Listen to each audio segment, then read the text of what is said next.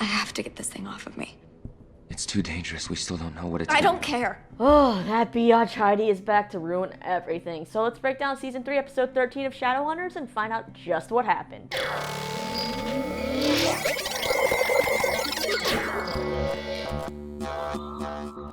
What is happening, you lovely people? Lisa here with your weekly Shadowhunters recap. And in this episode, well, it just feels like things are going to shit left and right. Yeah, it's a pretty tough week for the majority of our characters, but we do have some steamy moments and also some sweet ones. I mean, come on, that Alec, Izzy sibling moment.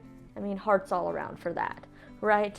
Anyway, let's quit my rambling and just dive into all the drama. So Clary has returned and of course is greeted by hugs from everyone. Now, as expected, everybody really wants to hunt down Jonathan and kill him, but they're quick to explain that he's now linked to Clary, so they've put word out to the other institutes about the situation and to have them capture, not kill, if anyone finds him. Now, everyone is determined to figure out ways to deal with the situation and to capture Jonathan. One of those things is to try to track down the Morningstar sword that Jonathan is after and lure him in. So Luke heads off to Elliot's old bookstore to try to crack the code on the Warlock safe to see if any of the books that this Elliot guy has had in there have any information on the sword. Now, since the instructions are in code, he calls to one person he thinks can help, Maryse.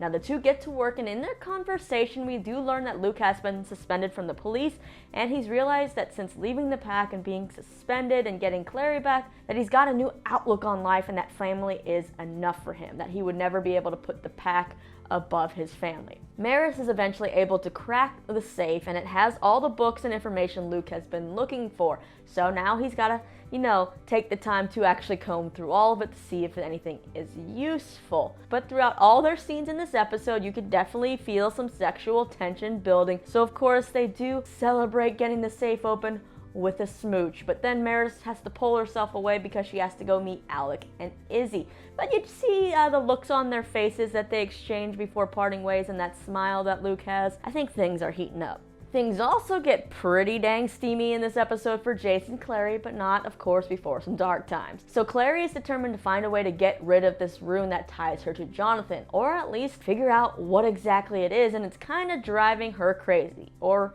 rather, she's driving herself crazy trying to figure this whole thing out. Jace mentions that he does remember seeing this rune as a child, but it wasn't something he studied at the Institute. It had to be something else. So he ends up finding an old copy of Paradise Lost that was illustrated by a special sect of the Silent Brothers that Valentine basically made him memorize because he was obsessed with it. So on the illustrations of Michael and Lucifer are the same rune that Clary and Jonathan have, meaning that Michael and Lucifer were also linked together. But one of the later illustrations shows Lucifer without the rune after Michael vanquished Lucifer, so there has to be a way to get rid of it. Now, after Clary's hand starts to burn because, well, Jonathan's somewhere wherever he is trying to get her attention, Clary has no patience left and wants this thing on her chest or whatever gone, no matter what the pain is. So Jace does try to remove it, but they have no luck. It's kind of like a tattoo, right? Doesn't hurt as much going on as it does trying to come off. Clary finally decides to take a step back, and she realizes she needs to live her life, stop worrying about Jonathan,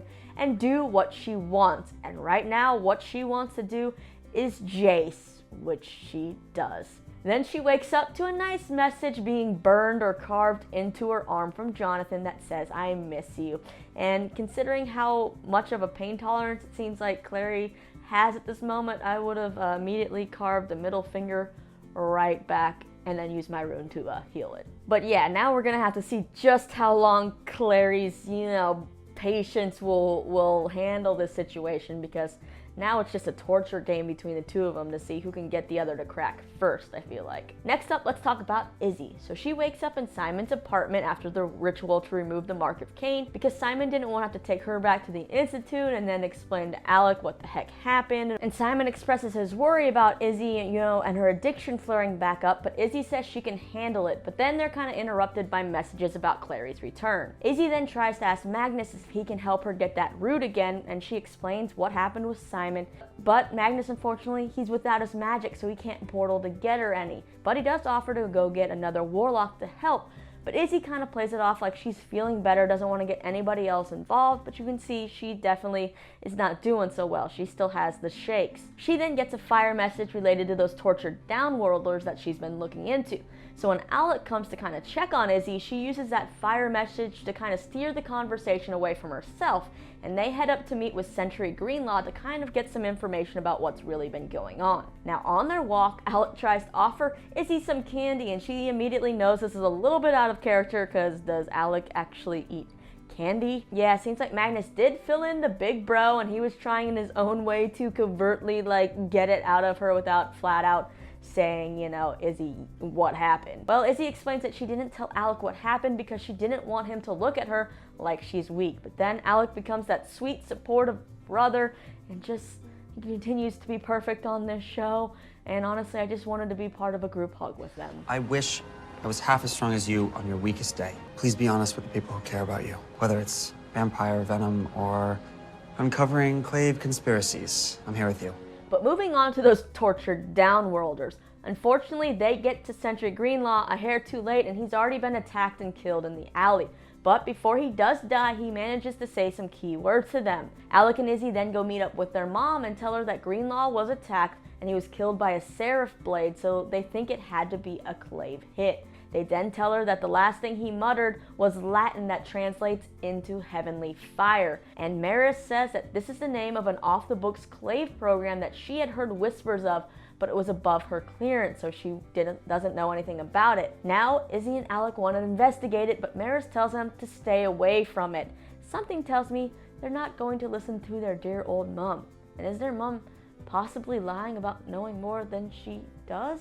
We'll have to wait and see. And now let's turn over to our wolf friends. So Jordan and the Praetor, they've been out trying to capture Heidi. While Jordan wants her alive, most of the other Praetor have had it up to here with Heidi, and they just want to kill her and get it over with. Now Jordan's buddy Nick ends up finding Heidi, and she attacks him and threatens to kill him if Jordan doesn't drop his weapon. He does what she wants, and of course Heidi tries to claim that none of this that's happened has been her fault, and she refuses to surrender, and she's able to run off, leaving Jordan heartbroken over his longtime pal Nick's death. Now Heidi has gotten so out of control that Jordan calls upon Simon, thinking that Simon can help catch Heidi since he can't get hurt. But unfortunately, Simon has to tell Jordan that he no longer has that mark of Cain. This makes Jordan realize that now Simon no longer needs a protector, although I kind of feel like it would mean Simon needs a protector even more.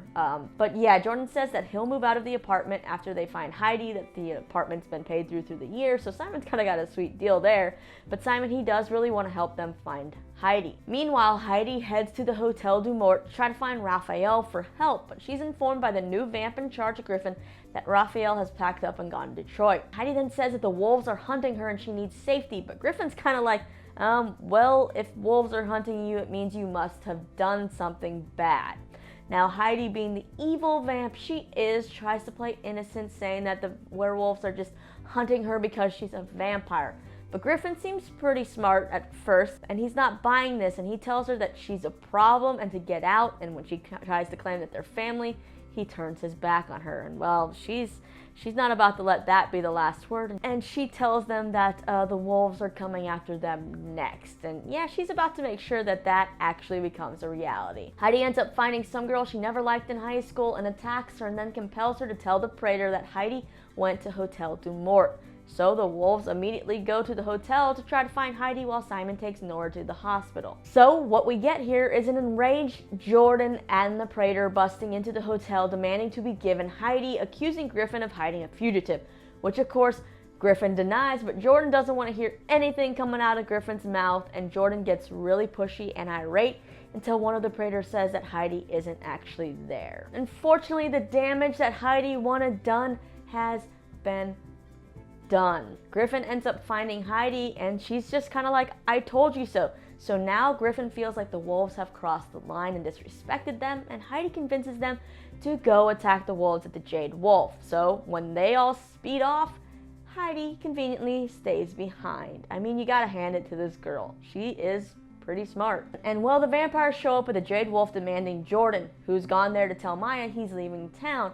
And well, a big fight begins and Jordan gets stabbed, so Maya has to take him to the back to try to get into safety. Now we gotta pause to back up a second to Maya's dilemma this episode. Now because of the death of Nick, Russell has put a curfew on the pack and enforced a few more rules, which Maya thinks is a little bit too extreme, and Russell's kind of like, well, if you don't like it, you can leave, or you can like go outside and fight me for this alpha. Maya ends up backing off, but now she doesn't know what to do, so she goes to see Luke to try to get him to come back. But we know that Luke has already, reorganized his priorities to put his family first, so he doesn't want to put the pack first. But he looks at Maya and he tells her that she is the alpha they need. She doesn't want to have to fight Russell for it because she knows Russell's not going to back down. And he just tells her that she needs to get everyone to back her, to listen to her, and to believe in her. So now Maya's trying to figure out her life, and when Simon comes to see her at work, because he's worried that Heidi's going to come after her, they sit down and they have a talk, an important talk, where Maya says that she's going to have to take on a bigger role with the pack, so they have to come first, which essentially means no personal life for her, and it leads them to have one of the most amicable breakups I think I've seen on TV in a while, as both acknowledge that they have grown, not as, because of vampires and werewolves, but as humans with this relationship, and they realize that it's best for them to just be friends and part ways and be there for each other. But it does seem like there's more hurt on Maya's eyes than, with Simon in this breakup. So now going back to our fight at the Jade Wolf, we have Maya who's contemplating whether she should be an alpha or not, and that's when this attack happens and Maya drags Jordan to the kitchen for safety. Maya then realizes she may have to take on the alpha duties sooner rather than later, as we see Russell get stabbed through the back and up through the neck, and it seems like he's probably a goner. And we end the episode with Maya locking herself and Jordan in the giant fridge and Griffin banging on the door trying to break in. So yeah, that's a pretty intense little cliffhanger there, right? I mean, I've gone through ups and downs with Maya as a character, not quite sure how I feel about her, but I would be interested and kind of excited to see her take a lead role as an alpha.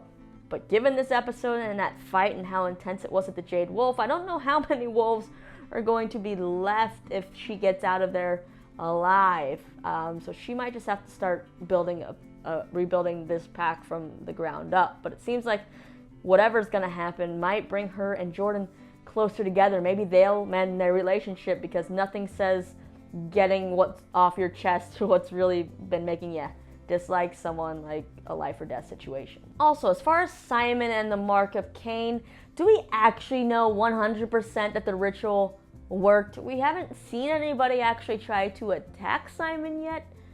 So until that happens, I feel like maybe I shouldn't 100% believe that the ritual worked, even though I'm kind of feeling like it did. But I really actually just want to see Simon kind of kick some butt. I feel like he doesn't really get to do that much. But no matter what, we're setting up for lots of drama, right? I mean, we have Clary kind of like over her edge with Jonathan, who's now torturing her. Is she going to torture him back? How long can that really go on? I mean, we also have the whole tortured downworlders thing. We have, I feel like just so much happening. So let's just go ahead and take a look at the promo for the next episode. Will you help me get my magic back? You are, of course, aware that there are risks. I can take care of myself. I feel like there's something you're not telling me. If you don't get treatment, you could die. I'm gonna wolf out if we don't get out of here. Is anybody out there? To play Jace's virginal little girl again. Got real old real fast. I missed our life together. Alrighty, so it seems like we have Clary maybe trying to play Jonathan again, I'm guessing, trying to make him think that she has turned on Jace, that Jonathan's all she needs. Yeah, I don't think he's gonna buy it again. I don't know. We also have Maya and Jordan getting closer due to those dire circumstances, and Magnus trying to get his magic back at what seems like any cost, and I don't think that's gonna be good for him and Alec, maybe. Anyways, it's nothing but drama, which I'm not mad about, because we're coming to the end, and I feel like you gotta have, this build-up. It can't be boring episodes, because that's just gonna be like a dull ending to a show, right? So, bring it on. But now, it's time for you guys to hit me up in the comments and let me know your favorite moments from this week's episode. I mean, I kind of vote for Magnus attempting to use a computer, but yeah, lots of things for you guys to comment on. Let me know what you think about how the show's gonna end and how it's differing from the books. Do you think it's gearing up for a satisfying ending, that we're gonna get some answers? Yeah, what do you think is gonna, break this whole Clary and Jonathan bond thing? What's going on with those downworlders? So many questions. Let me know all your thoughts and theories And then after that, be sure to hit that subscribe button and then click right over here for more of my videos so you don't miss any. There's always lots of fun stuff going on. As always, my name's Lisa. Thanks for hanging out with me, and I'll see you again next time.